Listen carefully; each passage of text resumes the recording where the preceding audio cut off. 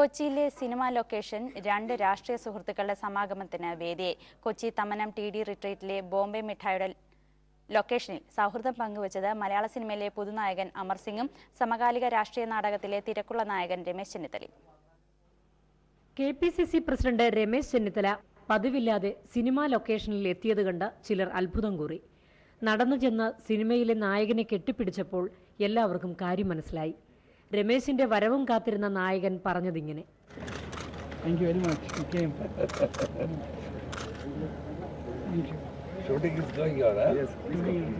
സമാജ്വാദി പാർട്ടിയിൽ നിന്ന് പുറത്താക്കപ്പെട്ട അമർ സിംഗിനെ മുൻ കോൺഗ്രസ് നേതാവെന്ന് വിശേഷിപ്പിക്കാനാണ് രമേശിനിഷ്ടം.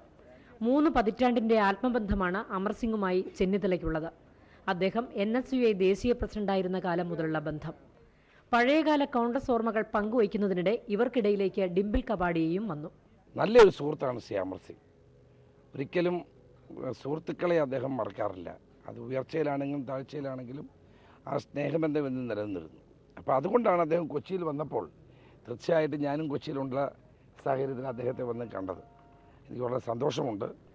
അദ്ദേഹം കേരളത്തിൽ വന്നൊരു മലയാള സിനിമയിൽ അഭിനയിക്കുക എന്ന് പറയുന്നത് നമുക്ക് സന്തോഷമുള്ള കാര്യമാണ്. രമേശ് ചെന്നിത്തല തന്റെ എക്കാലത്തെയും പ്രിയ സുഹൃത്തെന്ന് Amar Singh. Ramesh Chennithala and Amar Singh will remain friends because we are consistently friends for more than 20 years, irrespective of the fact whether he is PCC president or not. Tomorrow he may become chief minister, God knows, minister. Even then, the persona of Ramesh Chennithala will not change. മലയാളികളെ കുറിച്ച് പറഞ്ഞപ്പോൾ Amar Singh വികാരാധീനനായി. My driver, poor driver, who is a Christian and who is a Malayali from Kerala, he used to take me to doctor for dialysis.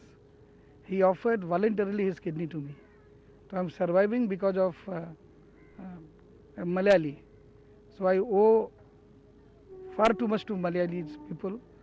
2 വൃക്കകളും തകരാറിലായിട്ടും അത് മറന്ന് തിരക്കിൽ മുഴുകുന്ന അമർ സിംഗിന് ദീർഘായുസ് ആശംസിച്ചാണ് രമേശ് ചെന്നിത്തല മടങ്ങിയത്.